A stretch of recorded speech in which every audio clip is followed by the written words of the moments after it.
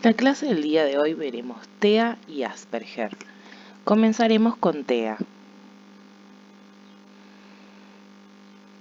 Para comprender de base las características fundamentales del autismo, hay que conocer antes la noción de los denominados trastornos generalizados del desarrollo, o sea, TGD. Según el DSM-4, el Manual Diagnóstico y Estadístico de los Trastornos Mentales, los TGD se caracterizan por una perturbación grave y generalizada de varias áreas del desarrollo. Estas pueden ser el lenguaje y la comunicación, la interacción social, las conductas, intereses y actividades. Las causas orgánicas que pueden producir los trastornos generalizados del desarrollo pueden ser causa neuroanatómica, que son alguna malformación o alguna falla que se produce en el sistema nervioso central. Causas prenatales, que tienen que ver con alguna enfermedad, con algo que pasa durante el embarazo. Causas perinatales, que consisten en algún problema que se presente cuando el niño está en las últimas semanas de gestación o después de las primeras 4 semanas después del nacimiento. Y las causas genéticas tienen que ver con lo hereditario genéticamente, con algo que vengan a través de algún antecedente genético anterior. Dentro de los TGD vamos a encontrar el trastorno autista, el trastorno de Rett, el trastorno desintegrativo infantil, el síndrome de Asperger y el trastorno generalizado del desarrollo no especificado. El trastorno autista, que es uno de los más estudiados, la característica esencial que tiene este trastorno es la presencia de un desarrollo anormal en la interacción y comunicación social y un repertorio sumamente restringido y repetitivo estereotipado de actividades e intereses. El trastorno de Rett tiene como principal característica múltiples déficits específicos tras un periodo normal después del nacimiento.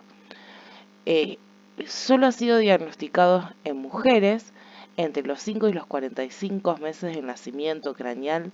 Este se desacelera, viene creciendo de manera normal y a partir de esta etapa se produce una pérdida de habilidades que ya tenía adquirida y aparecen movimientos manuales estereotipados. La incapacidad de realizar funciones motoras, esto interfiere con todos los movimientos del cuerpo, incluyendo la fijación de la mirada y el habla. El interés por el ambiente social disminuye, la enfermedad no es evidente en el momento del nacimiento, sino que se manifiesta generalmente durante el segundo año de vida y en todos los casos siempre se da antes de los 4 años. El trastorno desintegrativo infantil tiene como característica esencial una marcada regresión en las múltiples áreas de la actividad, tras un periodo de por lo menos 2 años de desarrollo aparentemente normal, se empieza a manifestar una regresión, una involución con respecto a todo lo ya adquirido. Esto es la comunicación verbal y no verbal, las relaciones sociales, el juego, el comportamiento adaptivo apropiado. Todo esto se empieza a perder.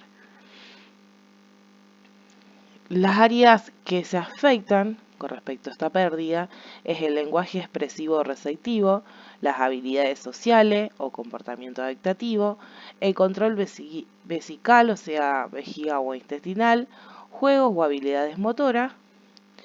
Y según los estudios que se han hecho, este caso de TGD es el menos usual. El síndrome de Asperger tiene como característica esencial la alteración grave y persistente en la interacción social y el desarrollo de patrones de comportamiento, interés y actividades restringidos y repetitivos. En contraste con el trastorno autista, no existe retraso del lenguaje. Además, no se observan retrasos del desarrollo cognitivo y en el desarrollo de habilidades de autoayuda propias de la edad, comportamiento adaptativo y curiosidad acerca del ambiente durante la infancia. El trastorno generalizado del desarrollo no especificado, o sea, también conocido como TGD-NEA, es cuando no se cumplen los criterios para un trastorno generalizado del desarrollo, pero no se cumplen los criterios de los trastornos generalizados del desarrollo ya anteriormente mencionado, pero hay alguna falla en alguna de las áreas del desarrollo. Presentan dificultades en el desarrollo, pero no van a cumplir con los otros criterios diagnosticados, como el autismo, como el síndrome de Asperger, como el trastorno del Rett o el trastorno desintegrativo infantil. La palabra autismo viene del griego autos, que significa sí mismo. Se refiere a alguien que está retraído y absorto en sí mismo. El autismo fue definido por primera vez en 1943 por un psiquiatra austríaco llamado Leon Karner. Desde entonces se han realizado muchas investigaciones buscando la causa o el conjunto de causas de esta alteración. Estas aún se desconocen. Sin embargo, las conclusiones de los estudios realizados en esta época refutan teorías de origen psicológico o familiar. En este momento se creía que la falla era psicológica o familiar y que tenía meramente que ver con el vínculo madre-hijo. Había una conexión que la madre no podía hacer hacia su hijo y esto provocaba que el niño, al no poder tener esa devolución de mirada necesaria para el desarrollo infantil, lo que hacía era meterse en sí mismo. No podía generar de ahí en más ningún vínculo social. El DSM-4 lo define como un trastorno del desarrollo que se caracteriza por pautas anormales o deficientes en la interacción y comunicación social, junto con un repertorio reducido de intereses y de actividades. Ángel Rivière, psicólogo y científico cognitivo español, especialista en niños con trastorno de autismo, va a desarrollar otras definiciones con respecto al autismo o a TEA.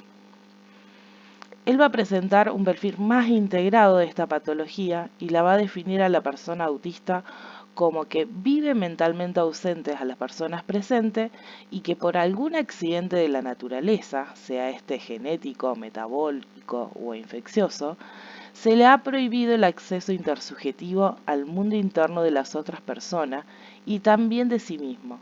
Por ello se siente incompetente de predecir, de regular y controlar su conducta por medio de la comunicación. Un aspecto muy importante que Ángel Rivière destaca en el tratamiento del autismo es que la estrategia única debe ser sustituida por una estrategia múltiple, lo que indica en cierta manera que el tratamiento del autismo es sintomático. Se trata de atender los síntomas y de contribuir al desarrollo de la persona autista. Hay fuertes evidencias de que el autismo está asociado con anormalidades en la estructura del cerebro y de sus funciones. Muestran un desequilibrio en el desarrollo que puede permitirles ser talentosos pero en áreas limitadas, por ejemplo las matemáticas o la música o el arte, mientras que pueden ser severamente limitados en su capacidad de sobrevivencia y el manejo de situaciones de la vida cotidiana. Algunas características de los niños autistas son que se suele detectar en torno de a los 3 años. Hay hiperactividad, atención breve, impulsividad, no puede prever, conductas de autoagresividad, rabietas, hipersensibilidad al olor, a los colores, a las luces, el tacto, los sonidos, fascinación por ciertas cosas, no son conscientes de los peligros reales y suelen tener miedos a cosas que no son peligrosas. Antes de la publicación del DSM-5 en 2013, el llamado trastorno autista constituía, según el DSM-4, una subcategoría de los trastornos generalizados del desarrollo, dentro de los cuales se incluía también el trastorno de Rett, el trastorno desintegrativo infantil, el trastorno de Asperger y el trastorno generalizado del desarrollo no especificado. Actualmente esta clasificación ha cambiado. Esta terminología ha desaparecido del manual de estadísticas y de diagnósticos de trastornos mentales. Y se va a incluir por primera vez la característica de trastorno del espectro autista, o sea, de TEA. Esta va a sustituir a las anteriores y a los subtipos, y lo que va a hacer es cambiar este sistema de clasificación. Dentro de TEA va a estar el trastorno autista, el síndrome de Asperger y el trastorno generalizado del desarrollo no especificado. Y quedará por fuera de este, como otra clasificación aparte, el síndrome de Rett. El nuevo manual atiende a cuestiones de intervención y por ello establece 3 niveles de necesidad dentro de los TEA. Nivel 1, personas que necesitan ayuda. Nivel 2, personas que necesitan ayuda de manera notable. Y nivel 3, personas que necesitan ayuda muy notablemente. Ahora, ¿sobre qué aspecto del autismo deberá trabajar el AT? Tengamos en cuenta las características generales para entender esto. La risa o el llanto inmotivado. Se resisten al cambio de rutinas. Puede presentar marcada hiperactividad o extrema pasividad. Ausencia o marcada dificultad en el lenguaje. No establece contacto visual. Adopta posturas inadecuadas con el cuerpo. Tiene gran interés por los objetos que giran o que están en movimiento y no siempre acepta el contacto físico. Puede presentar conductas disruptivas, o sea, berrinches, rabietas, ante situaciones no anticipadas. Presentan autoestimulaciones y movimientos repetitivos. ¿Cómo sería entonces una intervención a través de lo conductual? Todo comportamiento posee uno de estos 4 propósitos básicos. Puede ser la atención, la evitación, o sea, el escape, el control, o sea, tener poder sobre esa situación, o la autoestimulación. Cada vez que la T observe un comportamiento que no desea que se vuelva a repetir, debe intentar discernir con cuál de estos 4 propósitos el niño está usando dicho comportamiento. Para esto existe una manera de analizar la intención de la conducta y consiste en hacerse estas 3 preguntas. ¿Cuál es el comportamiento que no debe repetirse? ¿Qué estaba pasando en el entorno justo antes de que apareciera esta conducta? El antecedente. ¿Qué pasó después de dicho comportamiento? El consecuente, la consecuencia de esto. Las 2 áreas generales de intervención son el área cognitiva y el área conductual. El área cognitiva tiene que ver cuando se presentan aspectos cognitivos de un niño que se encuentran, en donde estos aspectos se encuentran alterados.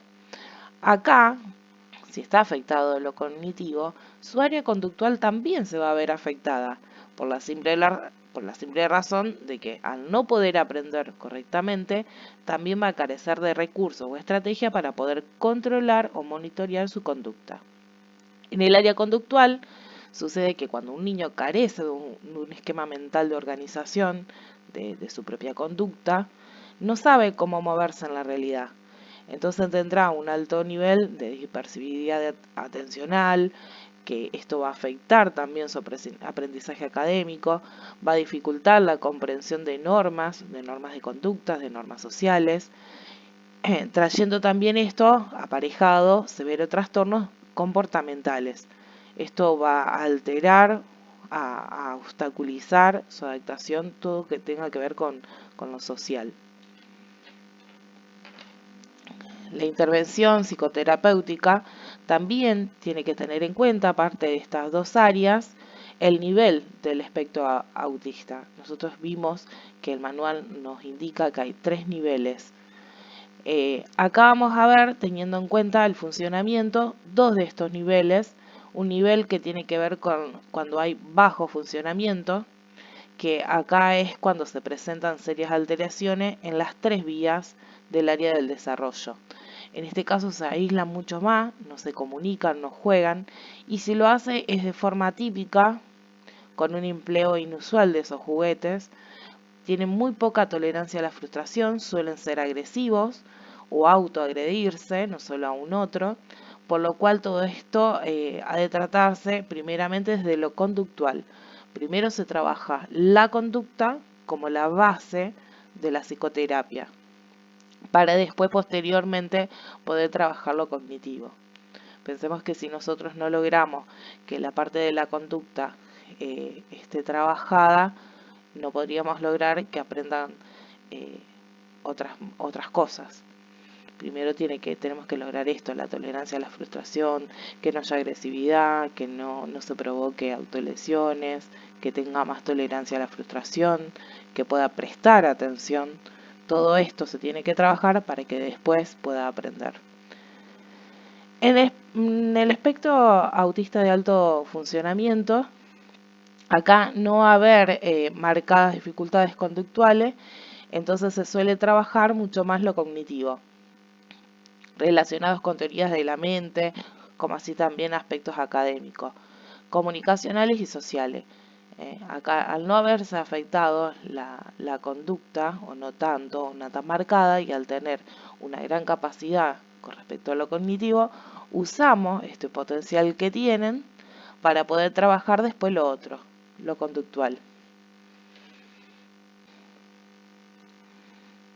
Luego de haber visto las características principales de TEA, un repaso sobre su historia, cuáles son sus causas y cómo intervenir desde el rol del acompañante terapéutico, vamos a entrar ahora a ver las características propias del síndrome de Asperger. Recently, while I was in a mental institution, they diagnosed that I have a new thing called Asperger's syndrome, which is a neurobiological, pervasive, developmental disability. I prefer ASPE for short. I will now list some of the traits of an ASPE. Number 1. I find the world very confusing and chaotic because my mind is very literal and logical. 2. I have trouble understanding the expressions on people's faces. When I was younger, I made a book to help me when I was confused.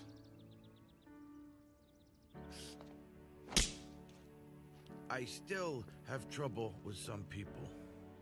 Ivy was hard to understand because of her wrinkles and because her eyebrows weren't real. 3. I have bad handwriting, am hypersensitive, clumsy, and can get very concerned. 4. I like solving problems. Ivy said this is a good thing. And finally, number 5, I have trouble expressing my emotions. Dr. Bernard Hasselhoff says my brain is defective, but one day there will be a cure for my disability. I do not like it when he says this. I do not feel disabled, defective, or a need to be cured. I like being an ASPE. It would be like trying to change the color of my eyes. There is one thing I wish I could change, however. I wish I could cry properly. I squeeze and squeeze, but nothing comes out. I cry when I cut onions, but this does not count. Por otro lado, veremos hoy también las características principales de las personas con síndrome de Asperger. En el año 1944, Hannah Asperger denominó este trastorno como psicopatía autista. La causa exacta se desconoce, pero es muy probable que sea una anomalía del cerebro la causa de este síndrome. Es posible que intervengan factores genéticos, ya que este trastorno tiende a ser hereditario, pero todavía no se ha identificado cuál es el gen específico que lo provoca. Hay un fuerte consenso en la comunidad científica en señalar que el origen es de orden neurobiológico. De la misma manera, hay una aceptación universal acerca de que el mismo no se produce por problemas afectivos ni por el tipo de educación recibida. Tiene una mayor incidencia en varones que en mujeres, y esta se manifiesta de manera más sutil y encubierta. O sea, en los varones no solo se presenta con mayor incidencia, sino que se les nota mucho más. La característica esencial es la alteración grave y persistente en la interacción social. También el desarrollo de patrones de comportamiento y de interés y actividades restringidos y repetitivos. En contraste con el trastorno autista, no existe retraso en el lenguaje. Tampoco se observa retraso en el desarrollo cognitivo, ni en el desarrollo de habilidades de autoayuda propias de la edad o del comportamiento adaptativo y la curiosidad acerca del ambiente durante la infancia. Antes, el síndrome de Asperger estaba incluido dentro de los trastornos generalizados del desarrollo, o sea, de TGD. En la actualidad se encuentra incorporado dentro de los trastornos del espectro autista, o sea, de TEA. Las personas con síndrome de Asperger presentan un grado de alteraciones neurobiológicas en la que existe desviaciones o posibles déficits en los siguientes aspectos del desarrollo. Por un lado, en las conexiones y habilidades sociales. También en el uso del lenguaje con fines comunicativos. Características del comportamiento relacionados con rasgos repetitivos y perseverantes. Una limitada gama de intereses y en la mayoría de los casos torpeza motora. Ahora vamos a ver cuáles son las principales áreas afectadas por el síndrome de Asperger. Primero tenemos la interacción social. Tienen habilidades sociales pobres, no pueden leer las señales sociales y por lo tanto no dan respuestas sociales y emocionales adecuadas. Puede faltarles el deseo de compartir información o experiencias de contar algo con los otros. Encuentran el mundo como un lugar confuso. Sus diferencias son más perceptibles cuando están juntos a sus pares en ambiente no estructurado, como por ejemplo en los patios del colegio en el momento del recreo. Pueden centrarse en detalles pequeños y no poder a menudo ver el cuadro total de lo que está sucediendo en determinada situación, como quisieran foco en algo en particular y se olvidan de lo general o lo que pasa alrededor. Otra de las áreas afectadas es la comunicación. La comunicación, tanto verbal como no verbal, presentan inconvenientes. El lenguaje hablado no se entiende a menudo enteramente. Por eso que siempre se tiene que hablarles de manera simple a un nivel que puedan entender. Las metáforas o expresiones no literales o las analogías tienen que ser explicadas porque no pueden entender. Ellos entienden las cosas tal cual como las decimos, de manera literal. No pueden hacer interpretaciones. El lenguaje, en algunos casos, el aprender a hablar, puede encontrarse retrasado. Ellos hacen mucho al uso de frases que han ido memorizando, aunque no suelen ser utilizadas en el contexto idóneo, es como que aprenden de memoria y repiten. El lenguaje hablado puede verse a veces extraño en cuanto al acento, el volumen, o puede ser o excesivamente normal o hablar en un tono monótono. A veces son hiperverbales, hablan muy rápidos. Y hay que tener mucho cuidado con respecto a cuando leen, por ejemplo, porque pueden leer súper bien, súper de corrido, pero no estar entendiendo lo que están leyendo. El lenguaje del cuerpo y las expresiones faciales de un niño o una persona con síndrome de Asperger pueden también parecer extraños, ya que tienden a tener la mirada fija o rígida y evitan el contacto visual o lo tienen, pero haciendo foco en algo muy particular y de manera muy intensa. Otra de las áreas que se pueden encontrar afectadas tiene que ver con la preocupación y los rangos estrechos de intereses que tienen. Es una de las marcas más distintivas del síndrome de Asperger, la preocupación, incluso a veces hasta la obsesión con ciertos asuntos o algunos temas en particular, sea transporte, computadoras, dinosaurios, mapas, etc. Cuando algo les interesa, se intensifica este interés de manera rígida, de manera obsesiva, de manera preocupante, en estas áreas intelectuales particularmente que a ellos les llaman la atención. Por otro lado, otra característica muy propia es las rutinas repetitivas, los rituales, la inflexibilidad. Se imponen a menudo rutinas rígidas, no solo a sí mismos, sino también a quienes los rodean. Ellos no van a marcar solo lo que desean, sino cómo lo desean, desde la comida, el cómo vestirse o qué hacer. Se arman ciertas rutinas, ciertos hábitos y son muy inflexibles al momento de que algo de esto cambie. Esto también hace que tengan un pensamiento imaginativo y creativo más cerrado, más rígido, que no den paso a la imaginación. Les tienden a gustar siempre esa misma cosa, por más que sea vieja, como más que sea repetitivo, hecho de la misma manera, repetidamente una y otra vez. Entre sus características, acá teniendo siempre el cuidado de entender que cada persona es única, particular, sino que se van a hablar de aspectos generales que pueden presentarse, pero pueden que en algunas personas existan o no. Algunos aspectos se van a considerar como positivos y otros se pueden presentar como dificultades. En el primer grupo, como estos aspectos positivos, encontramos las capacidades relacionadas con la inteligencia dura, todo lo que tenga que ver con lo racional, la hiperlógica, y en el segundo, en esto en donde se presentan dificultades, va a tener que ver con aquellas áreas vinculadas a la inteligencia blanda, la parte emocional, a los significados de las emociones, que les cuesta mucho y es una principal obstáculo, dificultad al momento de relacionarse e insertarse en los entornos sociales. En la siguiente imagen se pueden ver dos cuadros. En uno va a describir los aspectos que tienen que ver con la inteligencia dura, la parte más lógica, y en el segundo van a estar los aspectos vinculados con respecto a la inteligencia blanda o inteligencia emocional.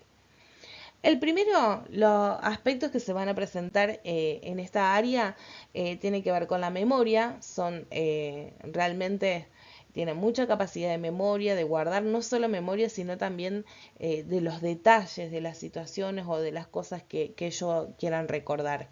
También tienen un apego al detalle, pueden capturar datos que cualquier otro observador no lo haría. Pueden tener detalle de lo que están observando, de lo que están viendo, que se puede perder esa información en la mirada de cualquier otro. Tienen mucha facilidad para la matemática, la tecnología, el pensamiento lógico, la estructuración. También tienen un alto poder de focalizar cuando algo le causa mucho interés. Se concentran muchísimo y son súper perseverantes, pueden estar mucho tiempo enfocados en esos que les genera interés. Por otro lado, dentro del segundo grupo, la parte de las inteligencias blandas o la parte emocional, los puntos débiles que tienen en este aspecto están vinculados a lo social. Uno de los principales inconvenientes tienen que ver con la comunicación, con esto de que no pueden percibir los mensajes no verbales, no entienden gestos, no pueden entender o descifrar el lenguaje corporal ni gestual, esos códigos implícitos que puede haber en una comunicación, para ellos terminan siendo un motivo de conflicto o de no poder entender qué es lo que se está queriendo decir. También los cambios bruscos o simultáneos que se dan los suelen percibir como vertiginoso. Recuerden que hablamos de que tienen estructuras rígidas en donde se arman rutinas, entonces los cambios producen cierto vértigo y no tienen mucha tolerancia a la frustración, tanto a estos cambios como a la espera o al aplazamiento, a que se cambie algo, se cancele algo. Suelen ser muy literales porque no entienden el chiste, el doble sentido, ni las metáforas, y presentan esto limitaciones también al momento de interpretar metáforas, chistes. Esta dificultad social viene acompañada también con mucha ansiedad y a veces también de depresión, al no poder vincularse o comunicarse o entender tampoco lo que el otro me está comunicando.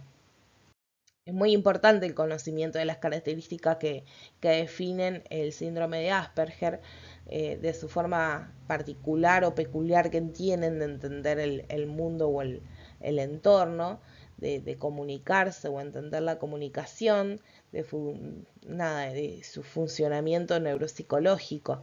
Esto es lo que nos va a permitir elaborar estrategias educativas ajustándola a sus necesidades, ¿no? Entendiendo que el principal objetivo siempre es mejorar la calidad de vida de estas personas. Ahora vamos a ver cuáles son las principales características que podemos encontrar en los enfoques actuales para un tratamiento de personas con síndrome de Asperger. Una es el empleo de apoyos visuales en cualquier proceso de enseñanza.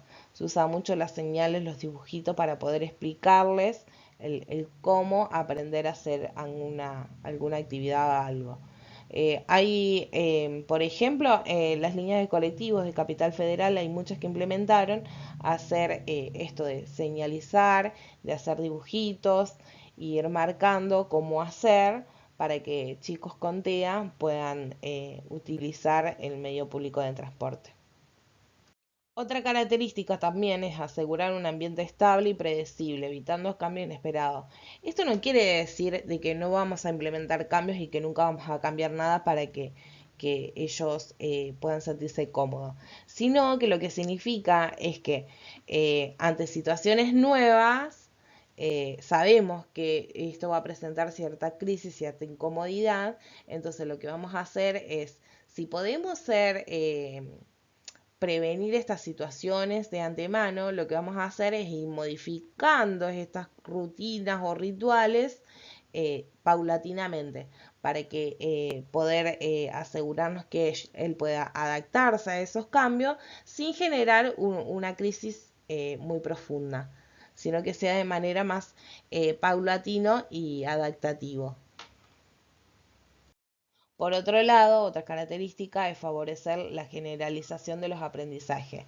Las dificultades que se presentan en la generalización de estas personas plantean la necesidad de establecer programas explícitos que permitan transferir aprendizaje, pero dentro de contextos en donde ellos realmente puedan aprender. Acá los contextos educativos tienden a naturalizar situaciones. En este cambio van a tener que cambiar las estrategias para que estos programas educativos se lleven adelante dentro de contextos más naturales, porque a veces aprenden más cuando ayudamos esto a asociar. Vieron que a los chicos, para poder aprender el funcionamiento de algo, a lo mejor le hacen una visita guiada y aprenden, no sé, en una granja cómo funciona el sistema alimentario de los animales. Entonces, dentro de este contexto más natural, pueden asociar y aprender un montón de cosas que por ahí dentro del aula, con un libro, en donde tienen que leer, en donde tienen que interpretar, se les puede complicar más. Esto es lo que se refiere a favorecer la generalización de los aprendizajes. Por otro lado, también tenemos esto de asegurar pautas de aprendizaje sin errores. Sabemos que se frustran, que son excesivos, que les gustan los detalles. Entonces, tenemos que ver cómo hacemos, sobre todo en la etapa escolar o cuando estamos intentando que aprenda algo, a que él pueda tener una tolerancia a esta frustración, si algo sale mal, porque esta actitud perfeccionista que tienen y a la vez este bajo poder de tolerancia a la frustración hace que se puedan enojar, que puedan tener conductas no apropiadas, que entren en crisis, cuando no van a conseguir el resultado que ellos consideran que es el adecuado. Para poder evitar este tipo de situación y favorecer la motivación, lo que se intenta es que motivarlo, brindarle ayuda y ir tratando de que la autonomía sea también de manera más paulatina para garantizar el éxito de la tarea, hasta que de a poquito él vaya logrando esa motivación y esa seguridad propia para realizarla solo. Otra acción para trabajar sobre situaciones con las personas con síndrome de Asperger es de componer las tareas en pasos más pequeños. Esto de no hacer las cosas de una manera muy abrumadora, sino que darles de a pasitos chiquitos hasta que pueda lograr a complementar esa actividad o esas cosas que queremos que aprenda. Otro aspecto importante es ofrecer oportunidades para hacer elecciones. Como ya hemos hablado, son personas rígidas, pocos inflexibles, y esto puede hacer que tengan dificultad al momento de tomar decisiones. Por eso es importante que desde chiquito se le vaya dando esta oportunidad de ayudarlos a aprender a elegir, a poder, no sé, presentarles dos cosas y que elija de las dos una. De esta manera, al elegir cosas posibles o alternativas, va aprendiendo y va adquiriendo esta capacidad de autodeterminación o de autodirección necesaria para poder elegir. Otra cosa muy importante es poder incluir temas de interés para poder generar esto de aprendizaje de nuevos contenidos, porque si nosotros le gustan los dinosaurios y siempre trabajamos con dinosaurios y trabajamos con dinosaurios porque es lo que le gusta, también, si bien es bueno, pero también es bueno utilizar cosas nuevas. Entonces podemos día a poco ir incorporando cosas nuevas para despertarles nueva curiosidad en nuevos temas. También hay que prestar atención a los indicadores emocionales. Esto nos va a permitir prever y prevenir posibles alteraciones en el estado de ánimo. Si vemos que hay situaciones que lo ponen ansioso, que se siente incómodo, evitarlas. Ponerlo en esto de, volveríamos a las primeras características, ¿no? Ponerlo en un lugar de resguardo, donde esté cómodo, donde no se altere, hasta que de a poco pueda asimilar nuevos entornos, nuevos contextos, nuevas tareas, nuevos intereses.